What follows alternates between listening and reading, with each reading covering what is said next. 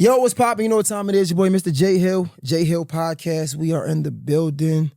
Legendary guest is sitting next to me, man, to my left. Mr. Lyfe Jennings is here, man. How you doing, brother? All is well, young. Appreciate you having me. Man, I appreciate you for pulling up, man. This means a lot to me. First and foremost, I want to say congratulations. We celebrating 20 years. Lyfe 268 182, right? First project. First project, yeah. First project. Sheesh, there's a lot to go into that, man. How do you feel 20 years later, though, before we even go into all that? I feel old, man. No, I feel like, I feel blessed, man, because there's a lot of cats that don't make it past 2 years, let alone 20, man. So it's a good thing.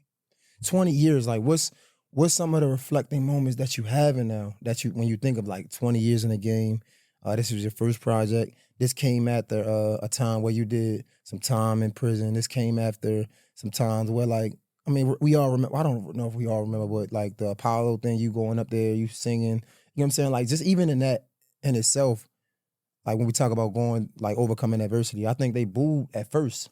Yeah, right? Yeah, I got booed on Apollo. Talk about not judging a book by its cover. They booed at first before you could even sing. Right. They go from boos to standing ovation. And if you think about it, that's like the life of Lyfe Jennings almost. It's like my whole life, man. They booed me in the beginning of my life. They might have booed me when I came out the womb. You know what I'm saying? But now we popping, man. But when I think back, I don't necessarily think in terms of specific experiences that I had.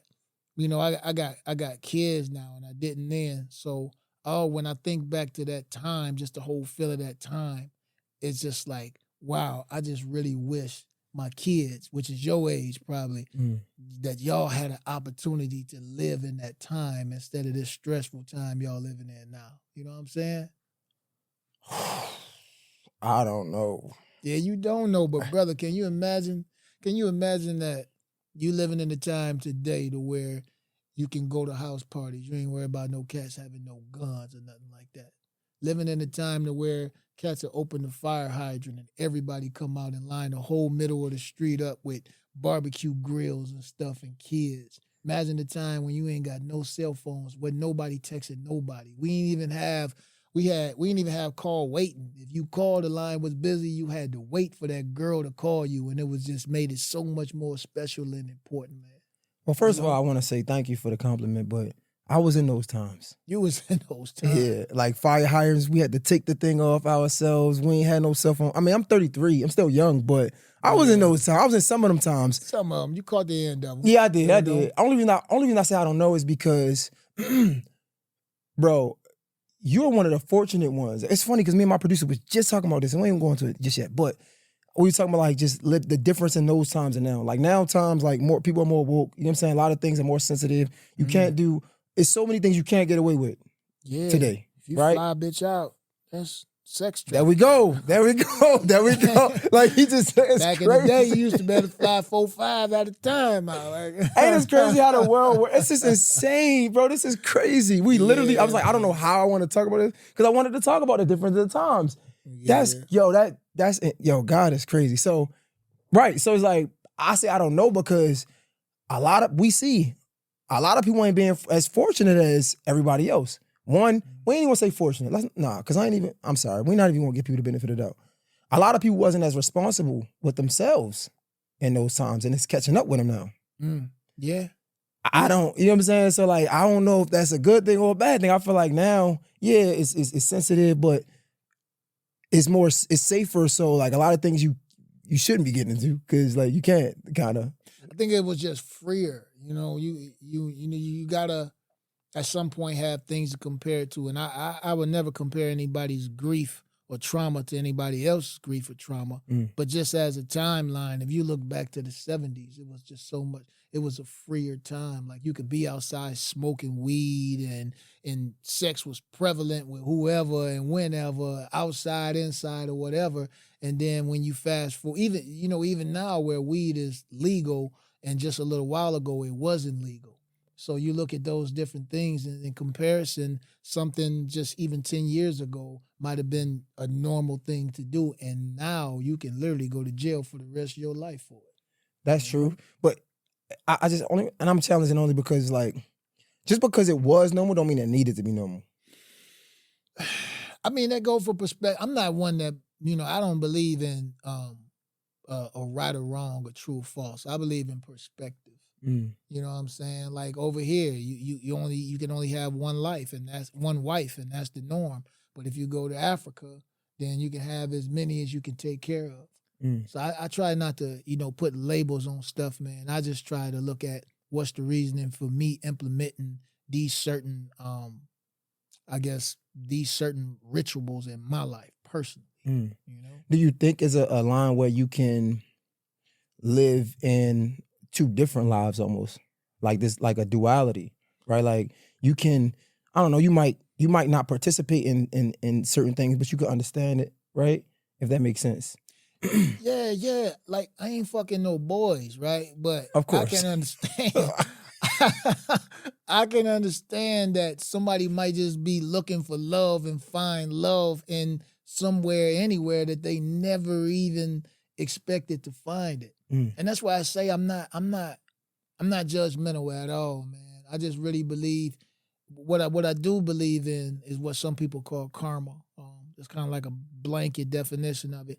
But I believe the reason why that I don't do some of the things that would be termed as evil is because, not that it's wrong or anything, I just believe that when you open that door go both ways. If you try to do something bad to somebody, you may not classify it as wrong, but please understand, because you open that door, that same thing can come back through that door on you. So I choose not to open them doors, man. But I think that's what's wrong about it, though. In my perspective, like if you decide to do something that you wouldn't like done to you, that should be absolutely wrong. Should be. I can understand that. But at the same time, sometimes you feel like you have the right to do something and then somebody doesn't have a right to do it to you because of how you were raised, such as the double standard between men and women. You dig? Yeah. I get it. Now I like this. Hold up. We ain't about to leave this yet. I think that's what's wrong with the internet, though. Be straight up with you. That's what's wrong with the internet? Yeah, I feel like the internet has made it so, and I try to have this conversation with multiple people, but people don't be trying to get into it. I don't know, like people trying to protect their images. I don't know. I'm just a man. I'm a man at the end of the day. I feel like the internet, as great as it can be, as much of a tool it can be to have so many resources, give us a voice, but it also gave people that don't need a voice. Like you can find somebody, just like you can find an argument of something that's right, you can find the same argument as something that's wrong. And I mean like bad. Like think about it. There's people out there who talking about, it's all type of crazy stuff out there that's being talked about on the internet that shouldn't be on the internet. And I feel like that shouldn't, like I don't know, you shouldn't have the access to do that either though. Well, I mean, if you voted for a democracy, then you kind of just got to deal with whatever that democracy bring. I used to be like you. Like I used to be a cat that used to be like, oh, well, people shouldn't do this or people shouldn't do that. But now as I'm getting older, and I'm quite sure, if you blessed to get my age, then you'll start looking more at stuff like these people are just people. Facts. Nobody is better than anybody, man. It's saying heaven is many mansions, meaning it's many states, right? And these states are forever, but you going in and out of these states is temporary. So all of these people that's at certain stages in their life, robbers, killers, priests, these are all just states, man, and neither one is better than the other one. It's just they occupy a different state at the moment. That's real. And I think they talk about that in the Bible even. Like never look at somebody else's wrongdoing. I don't know the exact verse, but because like you got your own. You understand more as you get older, only because you just have more experiences. And then when you do dumbass shit and you look back, you like, damn, man, I did do this too, and I don't want nobody judging me for it, Oh boy, when I tell you, like, thank you, like you doing an interview for me, I was gonna ask you, do you think you feel that way because a lot of that experience came through you? Like you were somebody who had, I don't want to say lived multiple different lives, but like we saw in the music, you made like conscious music, but you also was like a everyday person. You made mistakes as well, just like anybody else. And it seems like throughout your career, people try to hold you to the mistakes that you made or the decisions that you made and try to like pigeonhole, put you into this box. And it seems like you were always trying to escape this box. Like, I'm not just this dude. You don't always have to talk about when I got arrested. We don't always have to talk about baby. Right. You know what I'm saying? Right. Like, but it seems like every single time, even when new things came out, if it was some music, a video, it was like they always try to talk about that and put you in that box. Do you feel like that's why you're so open to just people making their mistakes and just living their life? Definitely. I mean, you know, when you are a victim of something, then you definitely have more empathy, which is different than sympathy. You have more empathy for other victims who didn't share the same thing, you know. And I think it's just safe to say, just in general, man, we all out here human, you know. And one thing that I tell my kids, and I just live by it myself, is that never let a person bring the old you to the new house. Mm. Because believe me, it's behind them. They got the old you with them. They come in the house and they get, remember that one time, man, when you did? No, I don't remember that. That was a whole nother life. That ain't even my life now, man. That's the old me. This is the new me. Respect me. Let me be me. Yeah, I don't know how you feel about this. I'm gonna ask you. I hate like back in the comments, right? Like, cause I've had a past in myself, and like people always come to me like, "Yo, I'm so proud of you, bro. You came so far," and I'm like, or like you so different now. I'm like, bro, I always was the same, bro. I just made a couple mistakes. If you remove the mistakes, I'm still the same person. Like, don't try to hold me to that. How do you feel? Do you get people saying like, I'm so proud, like I'm like you changed so much? And it's like, bro, come on, my mistakes don't define me, so I ain't really changed. I just made some mistakes. Yeah. I try not to let anything anybody say influence me, good or bad. You know, not even the good stuff. You know, you'll get praises and then people will say negative things. So I try not to be moved either way, man. Because one of the most consistent things that you can do in your life is stay consistent. You know, if you say something good, thank you. If you say something bad, thank you. Because they both should be used for me to stay consistently growing. So what about like we talk about what you was talking about, how like never let somebody bring up the past or whatever. But I feel like a part of our past is to show people like how far we came, and to motivate people, to show people that they can as well. And I feel like something I'm big on. I feel like your story is a superpower. And when you don't share your story, when you don't share your story, I feel like that's one of the most selfish things a person can do. Because now it's somebody else who's been through the same thing you've been through, who probably will continue to go through that just because they didn't hear your story, and that could have changed their life. That's very smart. That's very smart what you said right there, because I kind of live by that too.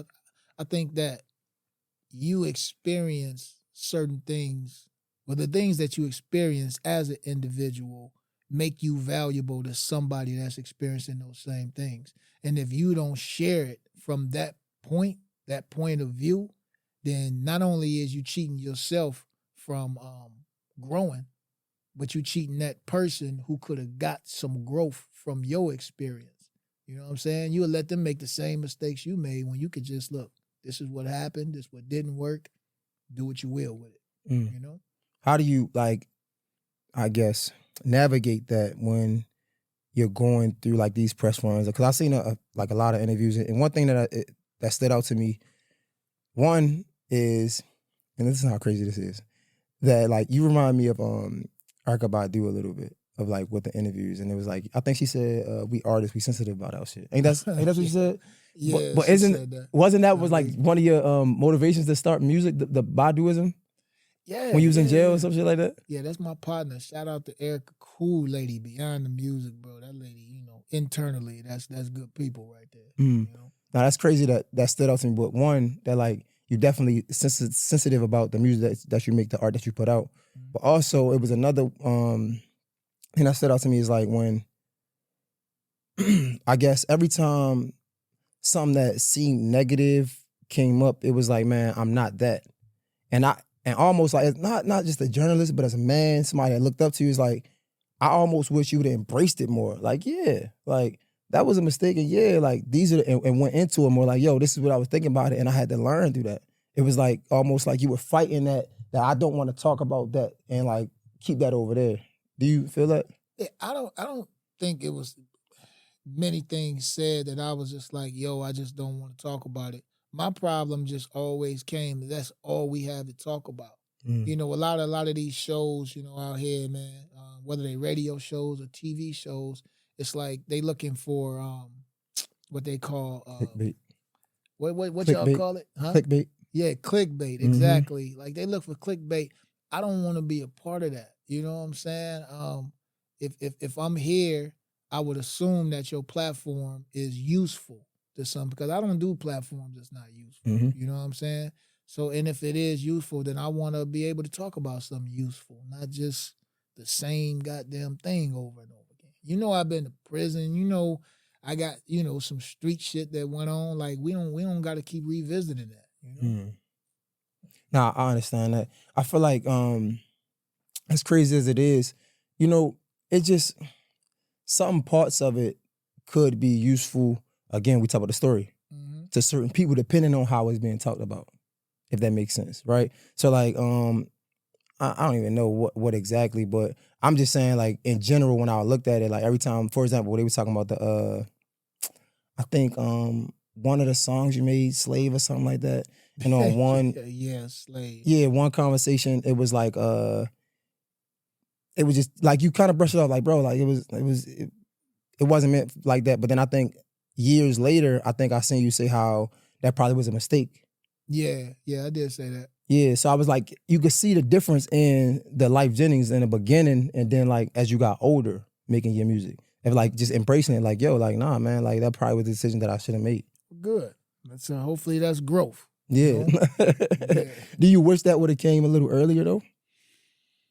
No, I don't regret anything. Anything that I've ever done, I don't have regrets, because if I change one thing, then I wouldn't be in this moment right here. I think things develop as they supposed to. I manifested these things and the universe took care of the rest. So I don't worry about the middle.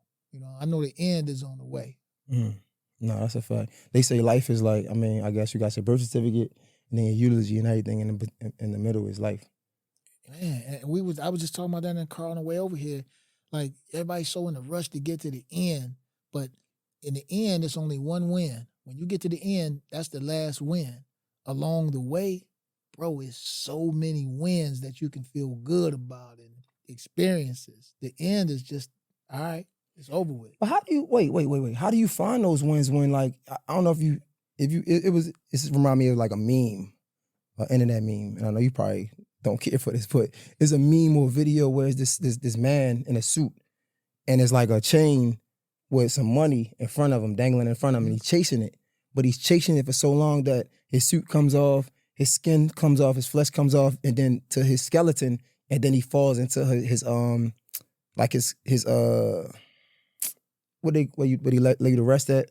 Grave? Like, yeah, till he falls into his grave. So it was a reflection of life, like how all we do is chase money, goals until we die. Right? And it's like, but it seems like life is set up for us to only do that. We got so many bills, we got things to take care of as men, especially. And it's like you said, embrace the wins. Like, how do you focus on the wins or the small wins? Or what is considered a small win to you when there's so many things that you're dealing with in life? Another good question. And it's again, like this conversation was meant to happen right here because, you know, I listen to lectures nonstop and I read nonstop. And one of the lectures I've been repeating for about the last week is it says that you should get away from chasing and just be more into attracting. And what that means is that, you know, things are attracted to you by how you feel about yourself. If, for instance, if you chasing this chick, the more that you chase her, the more she gonna run away. But as soon as whatever you chasing her for, you give to yourself and you not chasing her no more, then she gonna be attracted to you. You see what I'm saying?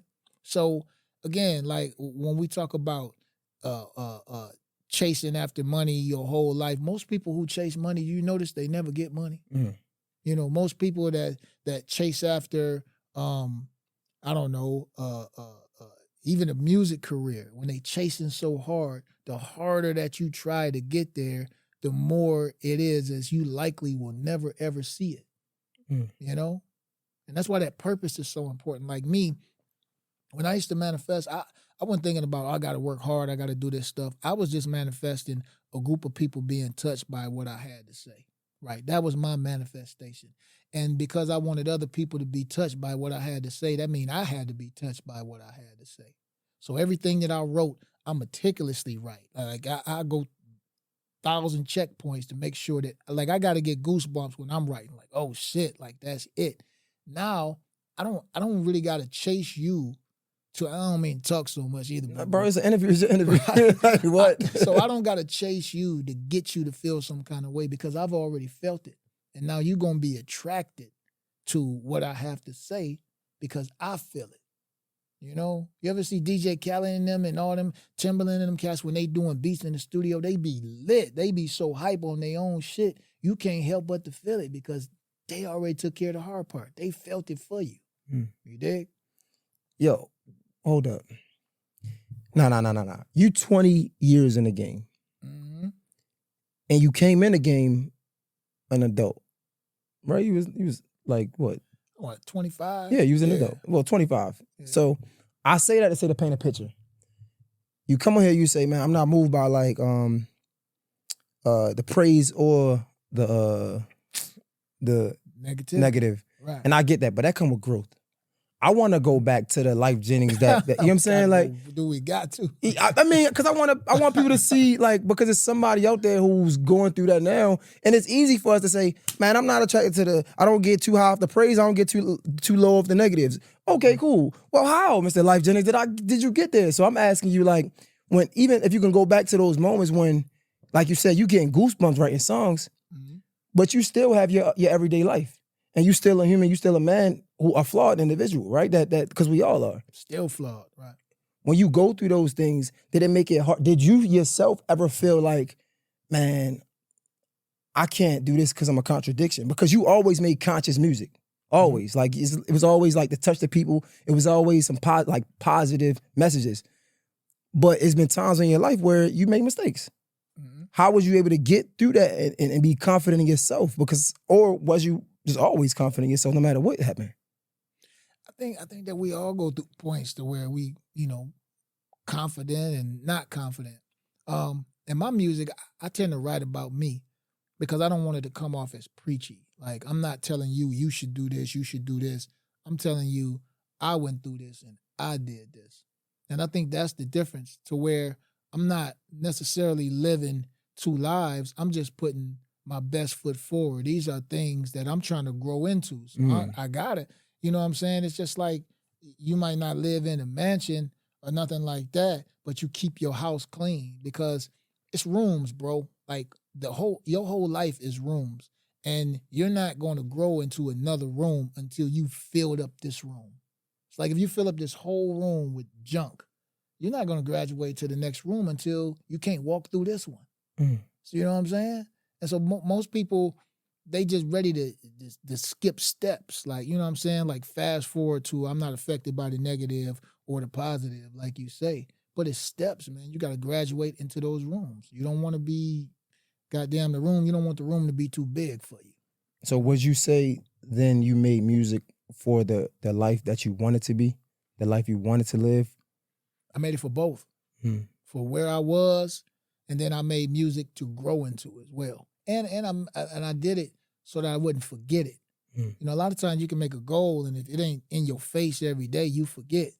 You know what I'm saying? So I made shit, you ain't gonna forget this, because 1,000 people is gonna hold you accountable for it. Was you doing it purposely for that in the moment? Yes, purposely. When you look at the music that you made 20 years ago, right? And you look at things that's happening now, 20 years later, what do you think? Do you think like, man, I've been talking about this. Like, this is the stuff I've been trying to tell y'all. I do. But the great thing is that, like, again, like my belief system is different. Like when I look at the Bible as it is a story. It's a bunch of events that happen and it's personified. These events are personified into characters, right? And these characters represent different points in your life. All these characters are you, first of all. And all these different characters, they represent you in different points of your life. And I said that to say that even though while keeping in mind while I'm writing all of this stuff, it's still like at the end result, everybody is still going to go through all of these things. So it ain't like I wrote something that was ahead of its time. When it's your time to go through this stuff, you still going to go through it. But the difference is now you kind of like the Bible. I don't mean to compare my music to the Bible, but you still have at least one roadmap of somebody that went through all of these phases that you're gonna be going through. So when people say you think you're ahead of your time, no, the music is right on time. You know? Yo, well, I was going to say that. I definitely was going to say that you was ahead of your time at a point. But I guess coming from Toledo, growing up in like the late 80s, early 90s, like that being like your time of age, coming to yourself, knowing what's around you. I feel like that time in Toledo, it was a lot of like crime. Like that probably was when crime was at its highest. And here you are, this kid making conscious R&B music, but you're still from the streets. You still got that background. What was the hardest part of that being in the industry, if you can remember, for you personally? You mean being in the industry or being around, my genre of people? Both. Right. Shit.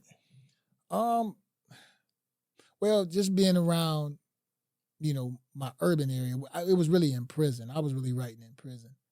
Catch a clown, you catch to make you feel bad about, pursuing the talent. I think because there's norms in prison, it's norm. Like you get in there, you get you a hustle, you find out if you're good at basketball, niggas gonna bet on you in basketball. If you're good at fighting, then you gotta find some niggas to extort. Like it's all of that going on. And when you separate from that, then you don't belong to a clique. So you don't inherit that protection from that particular clique. You know what I'm saying? And that probably was the hardest part because I remember fucking vividly, bro. I'll be in the music room looking out this window, 19 years old or 18 years old, and I see them out there playing basketball, and every sunny day, everybody having fun, and I know we only getting an hour out the cells, and it's like, damn, I want to be out there, but I'm going to have the rest of my life to play some goddamn basketball. I'm only going to have these couple years that I'm locked up, God willing, to be able to create something that I could take care of myself and my future family with. That was probably one of the hardest parts. What about getting out though? Because even like I'm thinking about when you're navigating through the music industry, but at the end of the day, your core is still where we come from. Not saying that like we are our environment, but we are a product of it. And some things you just don't do where we come from, and especially in jail. I haven't spent time in jail to know, but like I know that certain things you don't do. Whereas though when you outside navigating in the industry, some things are okay, and it's like, bro, I'm not. Did you ever think about like I can't do this? Like this is it's not me. For me, bro, I'm not a friendly nigga like that, and I'm okay with that. I don't got a lot of friends now, man. People don't come to my house and shit like that. Like, and even when I was in the joint, I was a loner, like pretty much, like because I'm not gonna listen to your bullshit conversation. I'm not gonna feed your insecurities. I'm not doing none of that shit, bro. If you dead ass wrong, I'm gonna tell you dead ass wrong. And that's just me. You know what I'm saying? So, as far as being in the music industry, yeah, it was some suspect shit that went on. You know what I'm saying? You're going to get them high-profile people that's going to invite you to their house late at night, and they just sitting, they going to try your ass. They going to come out in a robe talking about, so yeah, tell me about your music. Like, bro, why is you in a fucking robe at fucking 11:30 at night? Why I'm at you? I thought we was going to talk business. So you get put in positions like that, bro. But it was, I never felt pressure from these niggas because I wasn't around these niggas. Like, I got invited to the parties and all of that shit. My answer was no. It's like, why? Like, what is we celebrating that we need to be around 1,000 people in this bitch naked? And you dig what I'm like, how does this celebration equate to success from over here? So I never had that because I'm not your nigga. I'm not your friend. Like, we do business. And I think that's one of the problems that niggas, they confuse it and they wind up falling into a rabbit hole is because you be thinking that these niggas is your friends. You start going to the parties, you start taking their ideologies like, okay, we own the master so we can make 5%. Let them have these niggas take as little as you possibly can, send them on a, like that's their ideology. That's their culture. Bro, I'm not falling at your culture. I'm here for a season and a reason, bro. You dig? Now, I only ask that because, like, me being, like you say, you older than me, I'm still growing and learning. But it was a time, shit, even now sometimes where it'd be like part of me feel like, man, I just don't fit into this little box of this little, like industry, because the way they move ain't me. And then when I move, how I move is so, it seems like it's so like different than everybody else, that I get chastised or I get like X'd out. Like, nah, I'm not, bro, I'm not okay with this. It's not good. Like, I'm not okay with that. I'm not doing it. And so, like, if I'm by myself, I'd rather be by myself, and I don't want to go to your part. It's funny, like, I say the same thing, but people be like, you got to go out, Jay. You got to meet people. Like, I don't care about these. You tell me the same shit, bro. And I tell you like this. You do got a choice. And you ain't necessarily got to change you. You got to change your goals. See, a lot of motherfuckers' goals in this game is just to get money. And if, again, like I told you earlier, I don't believe in good and bad, true and false. I believe in perspective. So when people ask me, I don't really want to do this, and I always say, what's the goal? And if your goal is just this simply, then you probably should do that shit, because that's your only goal. Your only goal is to get money. And if that is really your goal, then you're supposed to be able to do all of the shit that come with it. If you got to rob a nigga, if you got to cheat a nigga, whatever it is, if that's your only goal, hell, a block of wood can point you in the way of that. Because it's any direct. If you don't know where the fuck you going, then a block of wood can point you in that direction, because it's anywhere. But if you start refining your goals, I want to get money, but I want to get money without having to hurt nobody. I want to get money and be able to empower people around me to get money. All these different things, your GPS change. You dig what I'm saying? Yeah, your time on your GPS may be longer now. Some shit that might say it was 30 minutes away. Now it turned into 3 hours away. But either way, you know the destination you going to. You dig what I'm saying? No, we talk about the change. And like your goal, man, change, or it being refined. I didn't want to say change, but it being refined along the way. At what point in time did you see your goal being refined? And what was it at first? Like when you first started, what was your goal? Again, the ironic part, my goal was just to be able to help people that was in like situations. My shit wasn't about no money or nothing. Like when I used to sit and write them songs, never once did it cross my mind, oh, I'm going to get money from writing this song. It was always just to help people. And then it just so happened that in the rounds of me helping all these people, I helping to get some money too. You see?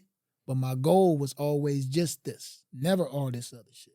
And it's crazy as it sounds, they say, like, the more people you help, the more money you make. You do, because look, it's just like, don't you ever, and I know people see this in their lives all the time, the nigga they try to save the most money is the nigga that ain't never got no money. Because he penny pinching, he coupons, he doing all this, but he ain't never got no money, because you put that vibration into the universe that you lacking. You see what I'm saying? And back to your point that when you help people, it puts a vibration into your universe that you got it to help them. All it is the universe, just everything out in this world is just an echo from you on the inside. You put this shit out here. If it's something going wrong in your life, your baby mama, she got a dirty license plate or whatever it is that's going on, that's a reflection of you. And once you start taking accountability for everything, the smallest thing, even if you think it had nothing to do with you, if it seemed it had nothing to do with you, when you can take accountability for that, then you at a point in your life to where you're going to start getting some blessings, some true blessings. It's funny, speaking of helping people, this is one thing that stood out to me about your career. There was a time where, I don't know if you was in between being signed or you got dropped or something like that. It was something like that. You started doing shows for free. Yes. Right? This is a while ago. And then like a label saw you and they picked you up, right? Is that how it went? Like, so again, like this shit meaningful to me, man, because when I first started, I was doing shows for free. I had a song on the radio. I was doing shows for free after I got signed. And when I went back to prison, wasn't nobody fucking with me. And I had to ask myself, that same energy that you put into it in the beginning, starting over, you willing to start over like that shit again? And my answer was yes. Bro, I came home from prison, platinum selling artist. I'm out here doing fucking shows for free because it meant something to me. It wasn't about the money. I was just like, I know if I could touch the people, the money is going to come. So whatever it is you're doing in your life, if you can touch the people, don't worry about the money. I promise you, that shit will come. So did you ever in your career see yourself like, man, because like, for example, I always say sometimes the experience can be a part of the downfall. Cause like sometimes, I guess I'm even me. Sometimes like I get to interviewing people that I always wanted to interview, and it's like, nah, man, I'm not about to.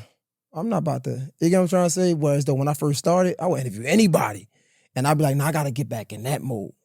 You know what I'm saying? I gotta get back in that mode because that's what got me here. But I mean, we human though. Hungry. You gotta stay hungry. But we human though. So I was wondering, like, was there ever a time where you was like, yo, okay, let's recalibrate. Let me not let this stuff get to my head. I gotta go back to hungry life. You know, it never got to that point with me for two reasons. The first reason is that I genuinely love what I do. If you're doing something for some money and you don't really love that shit, then yes, it's bound to get tired of doing that shit. And then number two is that I'm not afraid to not have it because I've experienced it. That was a blessing, being fucking in jail, eating 2 times a day for years and years. Like, I've experienced that. So if I'm out here on the street, what people in my position might consider as not really having no money or no resources, I'm doing great compared to where I just was. Like, I'm not afraid of that shit, man. So those two things just keep me moving forward. I'm never gonna look back. I'm all right whether I got it, don't got it, because I love what the fuck I'm doing. That's real. Yeah, I actually wanted to ask you this when I first started. I don't know how we just got into some good conversation. Yo, because I think I seen Wallow talk about why he chose 267, and it was like his cell number, but also like his zip code, his area code, if I'm not mistaken. And you have something similar for your first project. That was like your cell ID number, something like that, right? Mm-hmm. What made you want to embrace that? Because some people like, man, that's not me. That's not who I am. It ain't gonna be like, I don't want that. I don't want people to think that made me or anything like that. But you kind of embraced that. I want people to just know where I came from. Again, like me being in prison, one of the things that I saw as soon as I got to prison, well, when I was on the street, you know, I used to hustle, sell dope, whatever. And as I would see people just disappearing, like the older people that would come by, like them niggas used to just be disappearing. And the first thing I noticed when I got to prison is this is where everybody at. Everybody disappeared. The niggas is in prison, man. And so I just knew it's such a culture in there. There's so much talent in there. And a lot of people just counted themselves out. Like, prison is a depressing place, bro. It's people that think that their life is over in there. Your family, I mean, it happened to me. Your family just abandoned you, bro. You ain't getting no letters. You're not eating. If you ain't going to the commissary, you be forced into going into certain trades, stealing and all kind of stuff, just trying to survive, man. You really think it's over. And I just wanted that number plastered on there. So when people see that success, they like, damn, he did come from this to this. So it's possible for me to do the same thing. No, that's real. Yo, let's get into some more music real quick. I feel like I seen you speak up a lot about, well, not a lot, a few times about just the aging of, I'm gonna just say African American music, right? And how we kind of like wash our hands with older artists per se, right? And they don't do that in other genres. I spoke a little bit about that with Isaac Hayes III, and he was saying like when you look at like just other genres of music, they highlight them. Like you can't go into a grocery store and not see an Elvis Presley on a magazine. You're going to see this. Whereas the African American culture and music is always the next new guy, and away with the older generation. Do you still feel like that to this day? Yes, definitely. I think that they breed us like that. Like, you know, just like you hear music getting raunchier and raunchier, who can say the shit that got the most shock value is the cat that's gonna get the money. And when they breed you like that, then yes, these kids is gonna look at it like I have to do this. I have to. Even chicks right now, like they look at the rap. I don't mean to jump subjects, but like if you look at even the rap game with chicks, I think they're talented. I've definitely always think that women is talented in far more areas than just rap.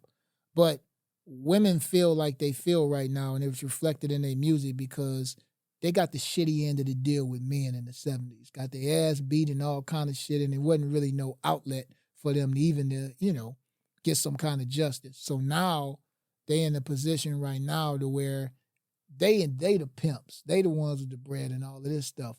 But the thing that I think about is like, damn, like you waited all this time and you finally get in your moment. And I understand where it's coming from, but this is what you want to do with your moment? You want to do the same thing to somebody and that you felt so bad that they did the shit to you. Hey man, Shit a little weird for me, man. You wanna have this conversation? They gonna hate me for this conversation. Nah, they might hate me for this conversation because I say the same thing about our people.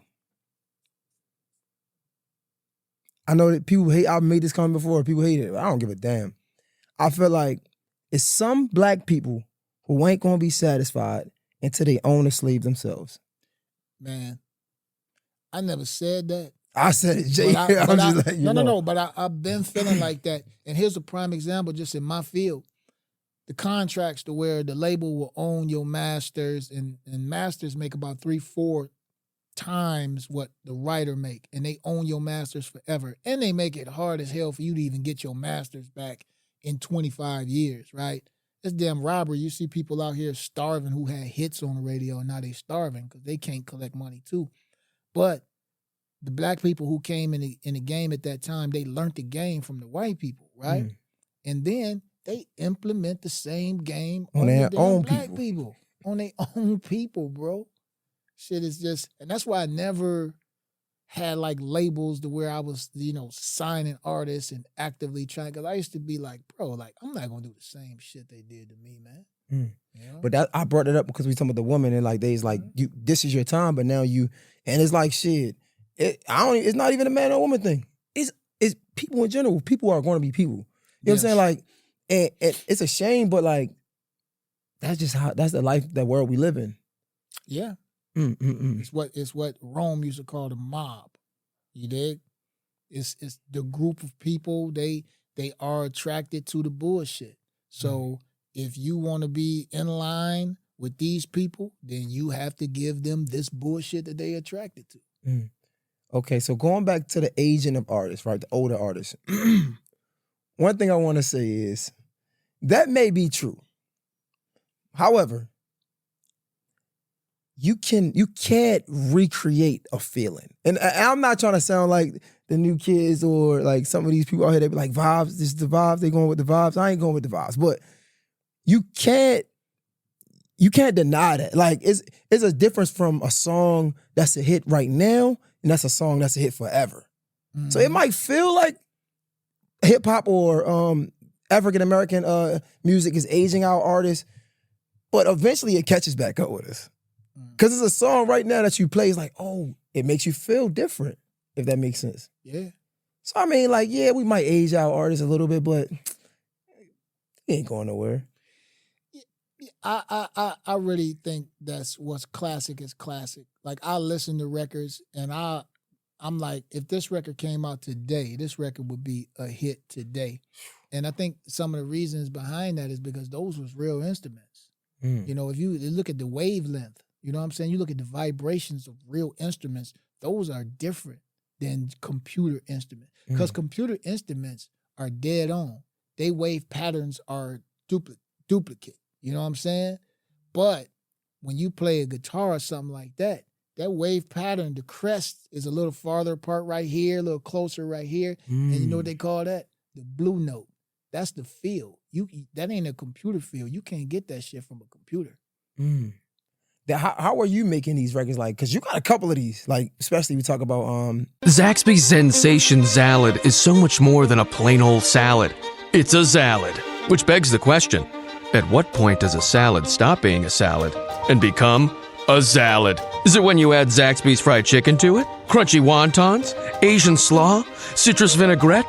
Teriyaki glaze? Sweet and spicy sauce? Or is it when you top it all with a handmade perfectly fried egg roll? Without a doubt, the egg roll. The Sensation Salad, only at Zaxby's. Your debut project. And I think Must Be Nice was on that. Yeah. You talk about that. Like, that's one of them records that I'm talking about. Like, that's one of them records that it can't be duplicated. Yeah, we could do a sample, but and a sample might be nostalgic at best. You know what I'm saying? Like, it made me think about those times, but it made me think about the original time. You can't. How are you making that? How did I make that? Yeah, like how record? was you making it when you talk about these instruments and things like that? Like I know you was practicing instruments in jail because like I think you could only use the gun. Like we know that, but I'm saying like what was going through your mind? Cause you again, I'm just confused. I don't know. Like, 'cause like we got people nowadays making music, but like you said, it's duplicate. But whereas when you're making like what goes into making a classic, do you even know? You know, I didn't have what they call what you call it? Not sequence. I don't know why. What, Pro Tools? Not Pro Tools. I forget where you sync everything up to where it's all the same. What is it? I don't know how I'm not remembering. You're not talking about the little what's name meter thing? No, you ain't talking about that. I forget. Some the musician gonna know what I'm talking about, but it's basically how the computer will sync all the notes to where they all come on time. Mhm. I forget what it's called. I didn't have that then. Like I played a mood. If you listen to that, like, you know, the beats per measure change throughout the song. It's not even 4/4 and none of that stuff. I mean, I played it with a metronome going, but it still varies inside of that, man. Mm. So I think that even when I write, number one, and I do music, I don't deal with just trying to lock it in on beat. So it just got a feel to it. And also when I write, I always just try to write every lyric that I write. I just imagine that somebody is getting something from it when I write it. Mm. Maybe, I mean, other than that, I don't really know, man. Yeah, I know. Like, I know that's one thing that people wish, or hit makers like yourself wish that they could master. Like, if I could master making a classic, I would make 1 million of those. It's like, I'm gonna tell you a story I ain't even never told nobody either. You know, Must Be Nice almost didn't happen because I had wrote Must Be Nice. It was one of the few songs on my first album that I wrote when I came home. I didn't write Must Be Nice when I was locked up. So, matter of fact, I think it was the first song I wrote when I came home. And when I wrote that song, I had a twin cousins and my brother, they had a group. And they liked the song Must Be Nice. And so I was like, well, shit, y'all can have the song. I taught them the song. I gave them the song. They rehearsed it. I think they may even have performed it, right? And then it so happened when they was about to put the song out, they wind up breaking up. So the song was just like sitting in limbo. And so when I was doing my album, I was like, yo, y'all not going to use that song no more. They was like, nah, we just ain't never got back together. So I just cut the song myself. And there you go. 20 years later, Nobody still a ever classic. heard this story either. Like, yeah. I appreciate that. Yeah. So we going back and forth for a little bit. Now you re-releasing a lot of these songs, right? Yes. I'm assuming that got something to do with we was talking about earlier, like masters and stuff. Mm-hmm. So you can own the rights and you can get paid from this. Absolutely. Okay, so I'm correct with that. Boy, do you think that even if it don't get as much as, I guess, publicity that the original songs got, like, what does that mean to you to be able to do that now? It's ownership. You know, it's a big thing about it. You know, Irv Gotti was upset at Ashanti for doing it. Taylor Swift, the label, was upset at her. Mm-hmm. Because again, you know, when you look at the breakdown, if you have, let's say that $1 every time a song is played, the master is going to get 75 cents. And then the writer side is going to get like 25 cents, right? And for me, I'm not saying that the label gave me a bad shake. The label invested a lot of time and a lot of money into what it is that I do, and they helped me create this.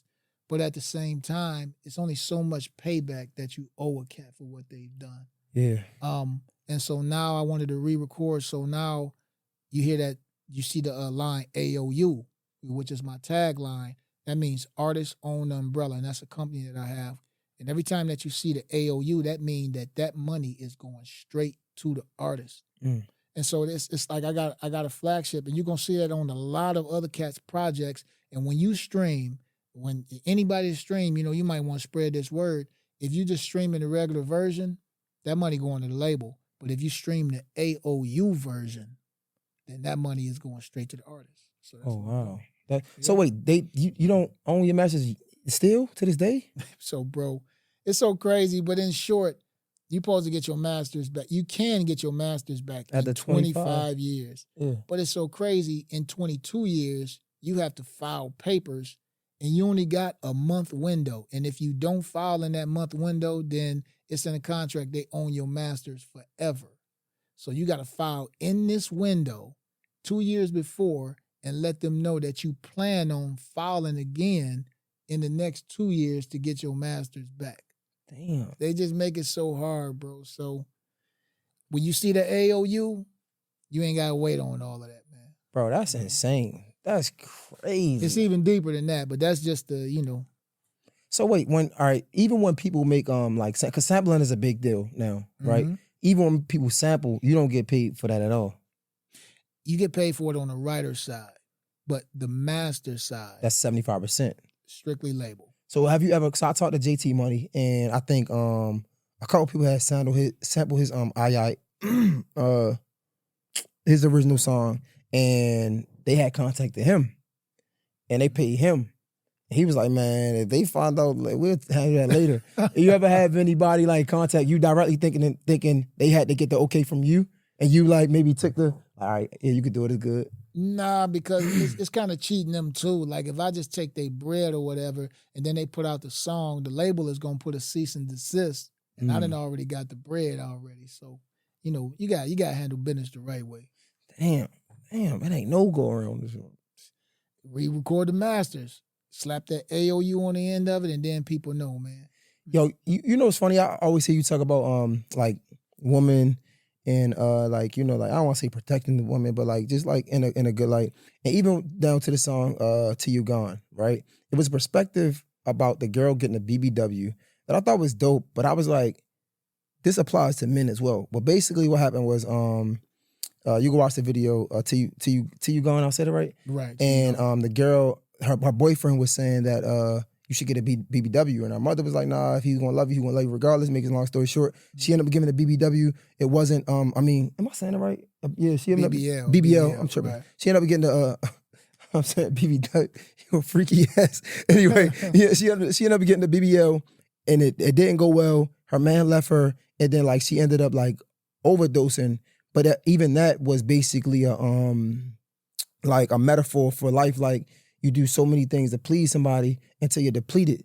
And I instantly thought about young men, especially in today's society, right? Mm-hmm. And I feel like it was a time where I felt like I had to show up as so many different men to please somebody, to be the person that they were looking for. And I was wondering, like, have you ever felt like that? Because, yeah, we could look at it from the woman perspective, but we men. Mm-hmm. And I wanted to, like, talk about that. I feel like that happens a lot in young men nowadays, bro. Again, it's even dope that you use your pedestal to talk about that, because it almost feel like it's kind of taboo to even say that I got feelings as a man. it's like you can't say shit about how you feel. Oh, you a man, suck it up, and this, that, and the third. But yes, man. I mean, you said it all right there. You just said it all right there. It's just you are put in a position to where not only do you give so much, you expected to give that. So that means it's not even any thanks or any prayer. This was some shit you were supposed to do, man. That's why I just don't fuck with broke ass females, man. I just like, that ain't even on my menu. You'll be talking to a chick and the chick will be like, yeah, I'm trying to, I need my nails done. Can you blah, blah? I'm like, nope.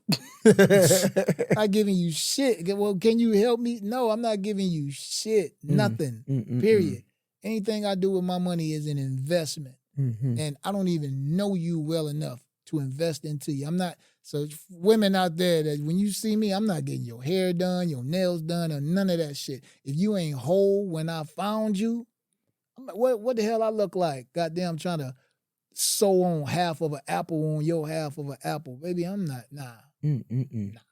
I think it makes it hard, like, especially when you've been through so much, bro, you experience so much, it makes it hard to even date nowadays. Because it's like now, because you know so much, you're picking at everything kind of like, nope, I'm not going for that. Nope, I'm not going for that. It's like I know too much almost. It's like I'm too healed. Like, shit.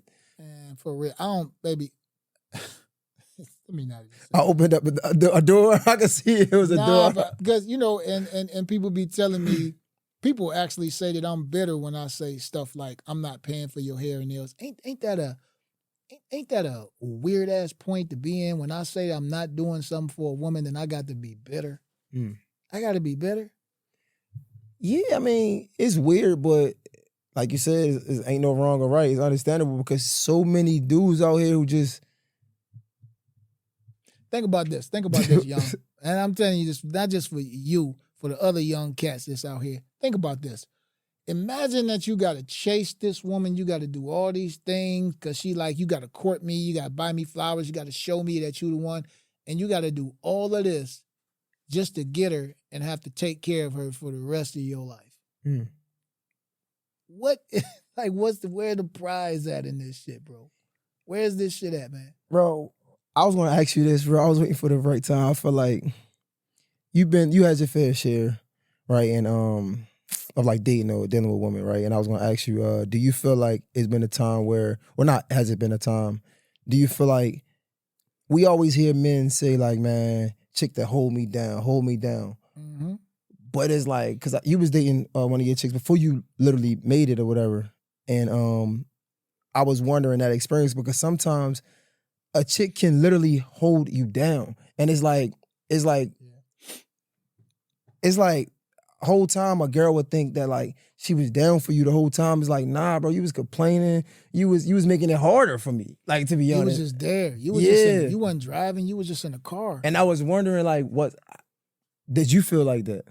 Yeah, I felt like that. And that's kind of just what made me the way that I am. It's like for me, right now, at this my grown point, I need a partner. I need you to be perfectly satisfied with yourself. I don't want to hear that shit. I need my other half. No, I can't be your other half, baby. I can't make you happy and you can't make me happy. You got to be happy when you come. And then when our happiness get together, we can share happy stories. You dig what I'm saying? It's like a wavelength, bro. It's like if my wavelength is a 10 and yours is a 5, when I get with you, I'm going to bring you up to a 7.5, but you're going to bring me down to a 7.5. And that don't mean that I can't get with somebody that is a 5, but you can't be across the board 5s, financially, mentally, physically, socially, economically. You can't be 5s across the board and bring me down everywhere because I might be a 5 over here and you can bring me up. It just got to be give and take. I'm not on that shit. Just keep on giving to you and then a woman to say some shit like, oh, well, I'm not going to follow you until you can show me that you can lead. How I'm going to show you that I can lead when you ain't going to even listen? You ain't even listening for me to show you that I got to show you this shit in order to be able to show you this shit. Nah, maturity.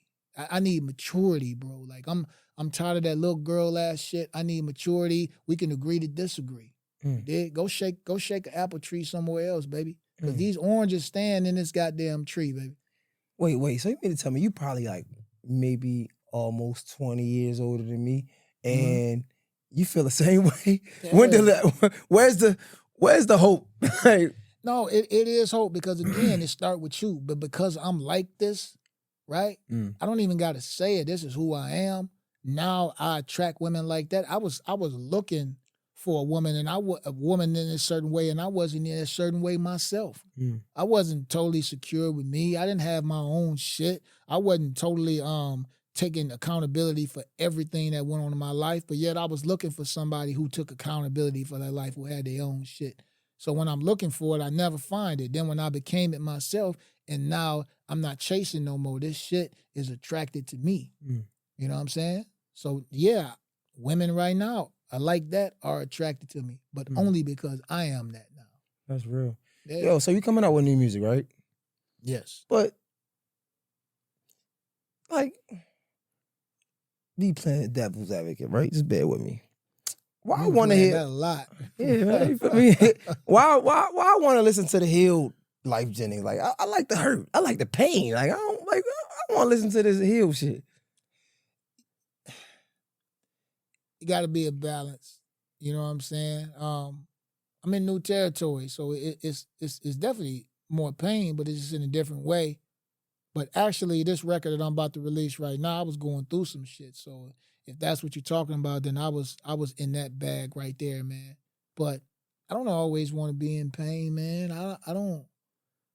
It's just that I reflect back on my shit a lot, man. When you got to have some good times to reflect to, because you get more of what you think about. And if you're always reminiscing on the bad shit, the universe gonna think you want more of the bad shit. Mm. You know, I don't. I really don't. I do want bad shit, but only in the context that I want it so that I can really, really appreciate the good shit. Mm. And it's crazy because you speak about now, men, people or the world as if like men can't cry. And I think you made a track about being able to cry. Yeah, like, I remember it just dawned on me. You made a track about being able to cry, especially as a man, and just like allowing it to be released or whatever. Pause. I don't know if that was whatever.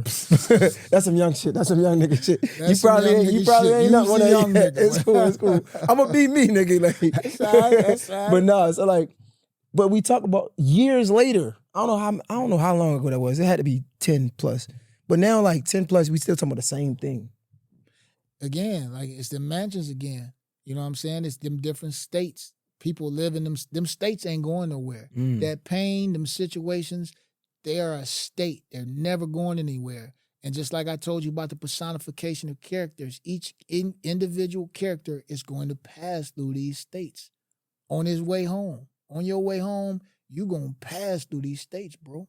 Bro, it's okay to just say you were ahead of the curve, bro. It's okay to take it. It's okay. Just take that. It's all right. Bro, I mean, I could say that, but I would feel like that I was lying, man, because, again, these states was here before I got here. I just talked about the same state that Marvin Gaye talked about, or even Elvis Presley in his own way, you know? That's crazy. Damn, man. All right, so you got some other businesses going on too. You got I think I seen you doing a children's book or something like that. Yeah, man. More helpful stuff. I got a children's book. It's called The Adventures of Lyfe. It just dropped. People blowing me up talking about am I gonna release it audio or whatever? And no, because these kids is not reading it. The main reason why I released it like this is because these kids are not reading unless it's on their phones and stuff. I want them to have physical books. It's some, like, I don't know if you read or not, bro, but you could watch the movie and it's a good-ass movie. But if you read the book, it's like filling them words and turning them pages, man. It's just the vibration is different, man. So I want them kids to get back to that. So. It's funny because I've probably read a couple books in my life, but when I first got into like books, I guess, I started to do audiobooks. And I ain't gonna lie, I feel like the world made me feel like shit for doing audiobooks. But I feel like the information is the information. But you know the difference? What's the difference? Vocabulary. See, your vocabulary ain't gonna necessarily improve if you listening to audiobooks. But if you reading it on paper, unbeknownst to you, when you just speaking, your whole vocabulary you're gonna be a Martian out here, you know? And I don't know what it is, bro. The vibrations from you take a book, put it under your pillow, and go to sleep on that book, bro. You damn near gonna know what that book is about by the time you wake up. Man, you on some magical shit. Bro, the world is magical. And that's what's wrong with niggas now, too. You don't believe in magic no more. You know what I'm saying? Shit is real, I believe in God. I don't know about that one. Well, some people call God magical. You think about it. Somebody that can see everything that you doing, come down and turn the water into wine. That shit magic, ain't it? That's what we call regular day magic. This is true. Yeah, man. That's real. So the book, is a child's book that they can read? It's a children's book. It's a 3-book series right now. I plan on writing 1 or 2 books a year and adding to it, you know, and they can get this plug at theadventuresoflife.com. They can go just order the book. What made you go in that direction? Because it's, you know, first of all, kids are smarter than we are because they are the compilation of all of the stuff that we've learned in our life given to them on top of all the new stuff that they learning.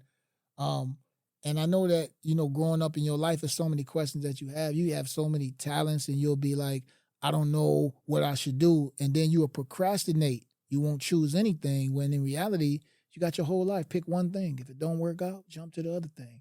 And just questions like this, I put them in the book form. You know what I'm saying? So that a kid won't have to go through the life that I went through learning all of this shit. They can just get it from me, you know? It's crazy when you say kids are smarter than us. The reason that thing that popped up is because they so intuitive.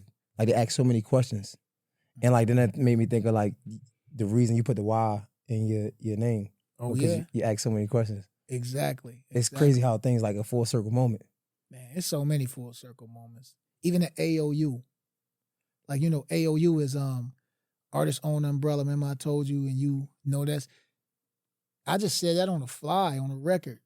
Like my dude was recording, I was just like AOU. Yeah, I just said it on the crazy. fly, and that became my kind of catchphrase. And now it's a whole company. AOU, it's crazy, man. Full That's circle. insane. Yeah. Damn, bro, this was dope, bro. I'm glad you was able to pull up. I guess one last question before you get out of here, man. Now that is done, you said you're not big on like doing things for money, and I don't really ask this a lot, but I'm just curious because you seem like super like. No, let me intellectual. correct you. I'm not. I didn't say I'm I not. mean, yeah, you big do on things for doing- money. Right, We gotta survive out this get motherfucker. I get paid, that. right. I get that. Yeah, but I ain't yeah. that you ain't driven by money. Right, I'm That's not different. driven by money. Right. You're not being driven by money. There's other things of value to me besides money. You still making new music. Mm-hmm. You still writing books. Mm-hmm. You recording your old music. Mm-hmm. Clothing Why? line popping. Why? Repetition. What's the purpose of this? Really, at this point right now, I'm straight. I think I could get through the rest of it. You know what I got. But my kids, you know what I'm saying? I think that I don't necessarily have a need for my kids to be rich. I'm more interested in them having freedom. And since this money, it puts you in a position to where you don't have to chase down a job or you have to sell your dreams and goals. I want them to experience that like I've experienced it.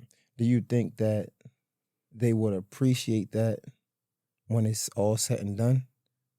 Of course not. You know what I'm saying? But maybe they will. And so I at least got to take that chance, man. You a smart nigga, boy. I swear to God. You know them damn kids, you're going to leave cars, they're going to tear that shit up, they're gonna spend the money, they're going to do everything, man. You know? And that's like, so why do we do this as men? Like, because it's like, if we had to go through some things, that's why we appreciate it. You know what I'm saying?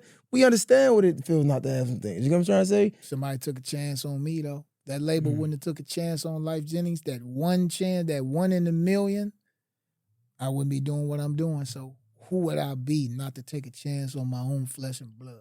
You know? And this time is genuine, though. And like, not to drag this, but it's crazy because we look at opportunities. This shit just struck a nerve. I'm sorry. We look at opportunities as if it's like special, and like you said, it's like it's just rooms, right? Like, and sometimes the opportunity for somebody else might not be the same opportunity for you, or it might just be the room that you pass through. And I say that to say like, we got to be careful, and this is for the young people. I had to go through this. Like, we got to be careful of opportunities that's presented itself because, like you said, like, we can't ignore the you being signed. But now, 20-something years later, we see how where you are, like how messed up it is, right? And how hard it is for you as an artist. And it's like sometimes people present, or the devil can present opportunities in the form of a blessing when it's really a curse. And we just gotta be careful out there. I just want to put that out there for the kids because sometimes, and people try to hold it over your head. I know you felt like somebody had come through, they give you something, and now they feel like you owed to them. Like you in debt to them forever. And it's like, nigga, no. Just because you like, thank you, but that don't mean nothing. Like, you feel me? Like, right. And that's some real shit, bro. Right. I went through that too. Went through that. Everybody hand. I remember when I did this for you, whenever I did this for you. It's like, it's a pleasure to be helpful to somebody. You know, because you never, bro, the way the universe works, the only reason that you might be super, super successful is because God is putting you in a position to be able to help this person over here. God will, look, bro, God will build a person up to great, great heights just only for somebody else who's more deserving. God had to build it up in you, and then here come this other person that ain't really did nothing, and God to take it all from you and slide it over here. So you never know, man. Just be situated in your humble role, man. Just be of service to people. That's it. 100%, man. I appreciate you for pulling up, man. Anything else that we didn't touch on that you got going on? You know, I got the clothing brand going on, Repetition. I do want to touch on that. Obviously, I don't know if you saw it, and damn, I should have brought you some stuff too, bro. But if you give my assistant your address and stuff, I want to send you some stuff, man. I appreciate that. Yeah. And it's just an elephant. And the elephant got a little tie on his leg with a post. So when baby elephants are young, they usually chain to a post so they can't get away. And so they grow up with this chain on their leg. And after they become fully grown elephants, they take the chain off of their leg and they just put a little rope tied to a post. But the elephant won't even try to get away no more because it's been indoctrinated in believing that it can't. And so the only way that you can break these cords that can no longer hold you anymore is through repetition, through, speaking life into yourself and others and being able to recognize that these things may have held you as a child, such as childhood trauma, everybody crying now about with my mama, my daddy. All that stuff shouldn't hold you back no more. Ain't no more excuses, bro. You can break this ain't a chain no more. It was a chain when you was a kid. This shit is a little itty bitty ass rope. You can break free of this shit now. And that's my clothing brand. And I call it intellectual fashion. You dig what I'm saying? Because you may look good, but you don't feel good. So put on some shit that's going to help you to look good and feel good, Repetition. That's so good, bro. Yeah. I'm not going to lie, bro. I know we getting out of it. It's just like, I always have, like, I empathize with people like you because I could be wrong. I don't know. I just feel like the people that stand for something need to be promoted more. I feel like you don't see a lot of that. We see a bunch of the bullshit. You know what I'm saying? And it's like, it makes it feels like, cause like, bro, yeah, I'm successful now. My podcast is doing pretty dope. But it's like, it was a time where I was those kids looking on TV, looking at the interviews, looking at the listening to the radios, and I was like I was impressionable. Like those people had an impression on me, and I could see like the kids now looking at the same people being impressed on them and wanting to do the same thing. And it's like, bro, that's the last thing that should be impressionable. Like the shit that niggas is promoting. So when I hear you talk about this elephant having a chain like tied to their leg as a baby elephant, and then when they become an adult elephant, they put a rope on it. It's not really a chain, but they don't go anywhere. I understand that. And it's like, bro, if we had more people promoting these messages, then we would grow up understanding that now we aren't chained to anything. We can grow, and we don't have to blame our parents for things. You know what I'm saying? We can do it. You feel what I'm saying? Like, I just feel like those messages aren't publicized the way a lot of these other messages are. And I'd be like, man, I don't know. That shit really be frustrating. Because they don't want you smart, bro. They don't want you smart because you know what happens? When you start taking accountability for your life, that shit bleeds through your clothes, man. That shit bleeds through your soul. Now you're going to start looking at what you eat. Now you're going to say, you know what? Sugar is poison. Sugar is a multi-billion-dollar institute. Now you're going to start looking at like, damn, Christmas ain't really real. Why am I fucking going broke every year spending all this money for Christmas presents? And Christmas makes up 70% of the United States economy. And it's something that they created. Right. And so when you dig deeper, the rabbit hole go way deeper than just that. But they don't want you to be smart in any facet of your life because, like I say, it's going to bleed into other areas. And while United States is a great place, it's a lot more freedoms here, and I'm appreciative to be here and not anywhere else. But you got to look at what it's actually built upon. Like this shit, the rug could get pulled up under out of this shit at any time. If the people was intelligent in the United States couldn't really stand. It would have nothing to stand on, And to be honest, bro, a lot of this stuff, I said it before, and it's like, it's the hard truth, but a lot of this stuff, all these murders, all these rapings and just foul things, not saying I want to be a slave, but it's like, that be the price of freedom. If you think about it. Let me tell you something else while we on that. And this is why it's a lot of shit I can't say. I said we gotta be careful because I can speak my mind. You can't, but I'm not Lyfe Jennings. So it's and people think that oh, that's just conspiracy theories. No, bro. You start fucking with niggas money. I ain't gonna even name names, but you can see shit going on right now when you start messing with these people money. And you gotta respect it. You know what I'm saying? Because I love my family, and I don't want to necessarily say anything that could cause them, to be in jeopardy in any kind of way, or myself. So, having said that, you can't help everybody. Mm. You know, they say shit like each one teach one, and everything that everybody know, they want to tell everybody else. You can't do that because now you become a target. And I'm not going to become a target to give a motherfucker some information that they're not even going to use. It's just like I'm just talking just to hear myself talk. I want you to think I got a lot of knowledge. I'm not doing that shit. And just as an example, this AOU thing, right?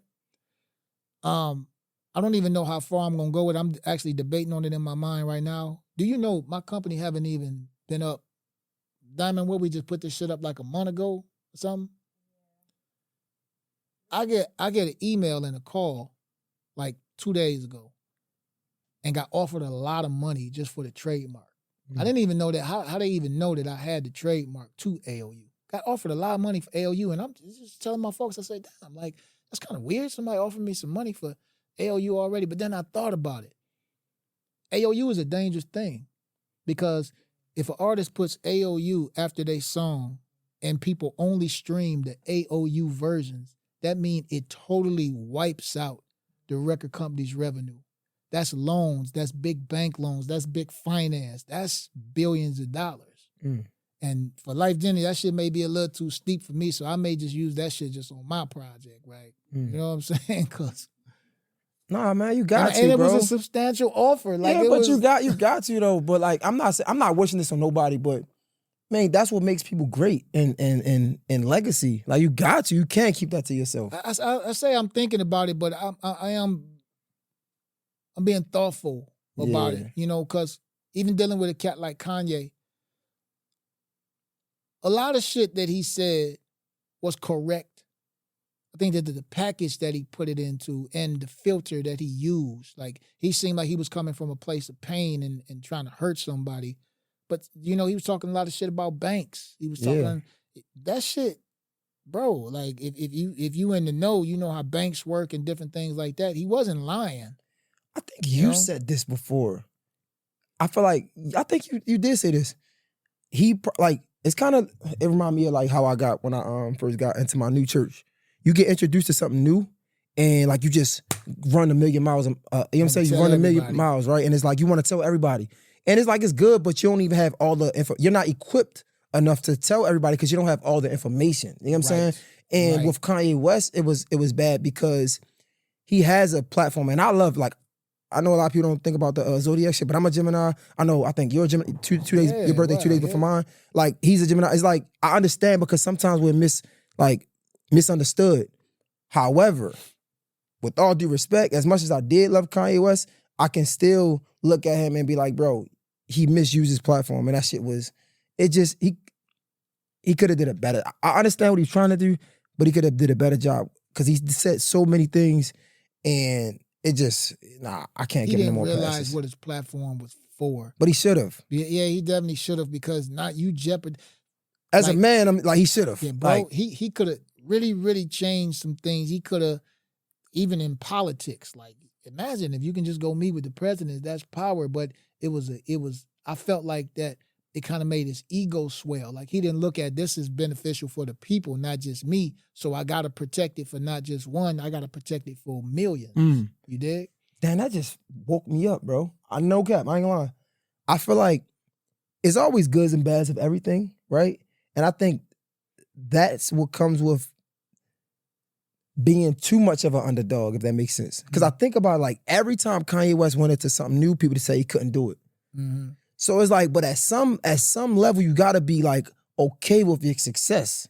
When you try to touch into like too many things, now you get in over your head. Like, bro, you ain't the underdog, bro. Just relax. You ain't gotta become so braggadocious on shit anyway because nothing that you get is for you. Like, you know, everything that you blessed with is to help somebody else. Like, and I'm not opposed to everything that he did. Just in that one facet of his life, I just wish he would have took a little bit more time to be thoughtful of whom he going. It's like when we young, we don't realize if we go commit this robbery or shoot this nigga, we don't realize the pain that it's going to cause our families. Now your mama got a bit with you, your grandmama might die while you're in there, your brother's going to grow up without you, your sister ain't protected. Like, you don't realize that. Your kids need you.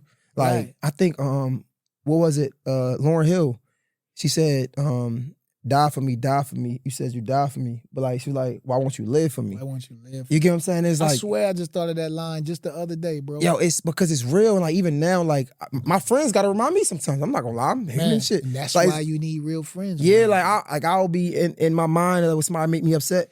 And they be like, bro, I know you want to do this, but you got to understand, you got more things to live for now. It's just like coming from the hood. Like, some people are stuck in a lifestyle or they're still stuck to they still tied to their environment, like that chain and the elephant. They're still tied to their environment that they don't know what they have to lose, and they might not have nothing to lose. But when you start to grow, you start to get friends, you start to get opportunities, you start to get more money, whatever the case may be, you have more things to lose. But because you came from that environment, guess what? You don't have the chain no more. You just got this small rope, but you don't know you think it's a chain. So we're still stuck to the mentality of our environment. So we still acting as if we're there.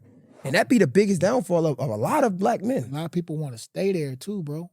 Like cats be talking about and just to tell you, that's one of my number one rules. I don't deal with people that don't got nothing to lose. Like, I can't go out with you. I can't do none of that shit because I don't know what you gonna do. You ain't got nothing to lose. But as far as damn, I just lost my train of thought with that. What'd you just say before this? We talking about just. Oh, we talking about people still being there. A lot of cats always talk about like, yeah, I gotta go back to the hood and I gotta go do this. Like, you'll go revisit, you'll go to ghetto ass clubs and all this for what? It's like me, like the way that I eat, and people talk about, oh wait, well, come on, man, you can have a burger or something like this is your cheat day. A cheat day? This is a way of life. It ain't no such thing as no goddamn cheat day.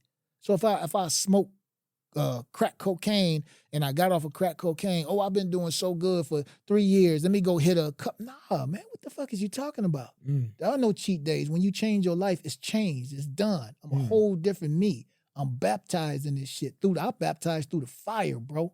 You gotta walk back through the fire, get burned again, just so you can turn around and come back and visit? No, man.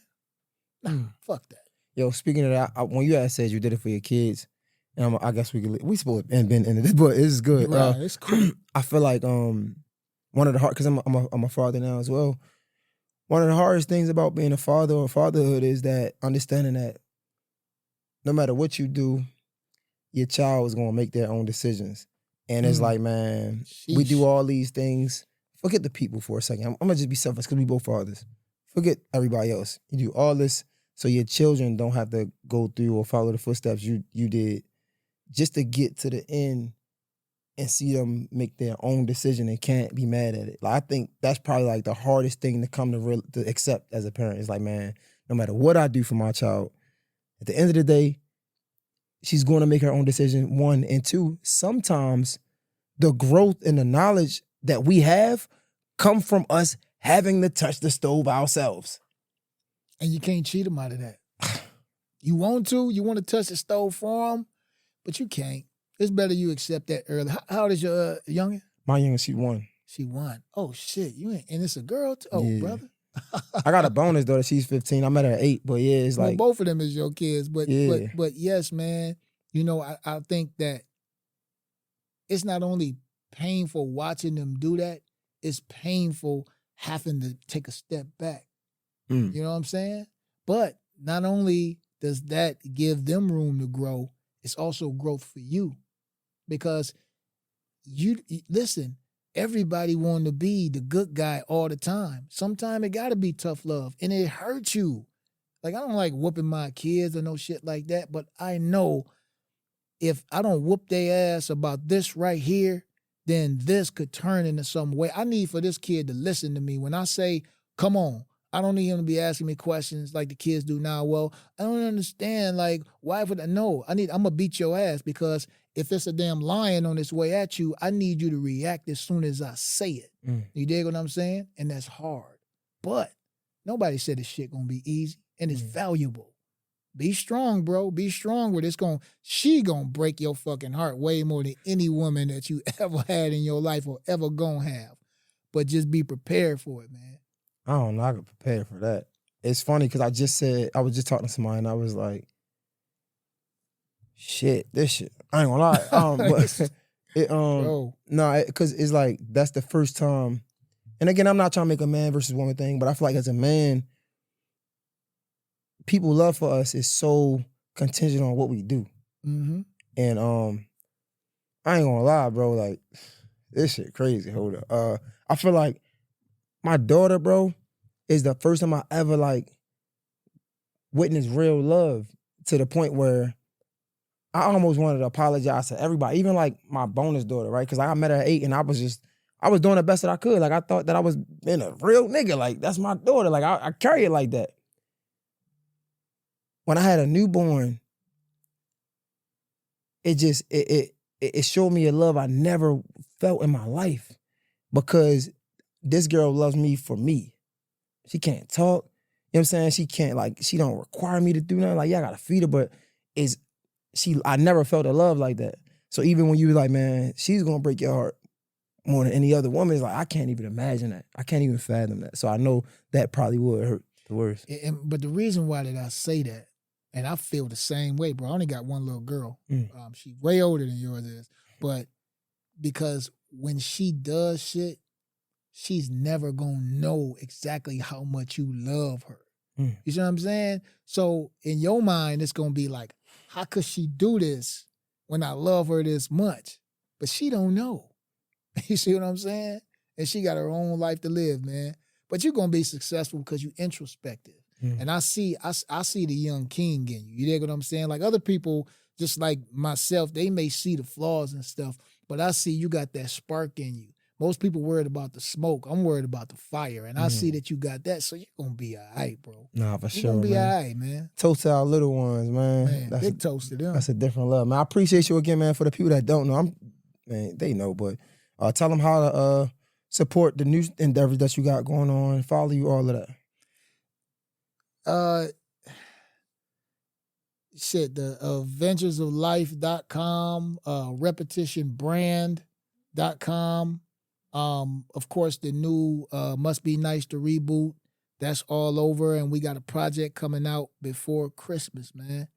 Other than that, brothers need to powwow more like this, man. So I'm going to make sure that you got my math. If you got any questions about raising these kids, I may not be able to tell you what to do. I can tell your ass what not to do, though. And the community is just, sometimes you just need a community. Sometimes like that'd be a big part of it. I learned that. And it's just hard because sometimes you got, like I said, it takes for you to touch the stove to understand that, damn, I need to grow some more.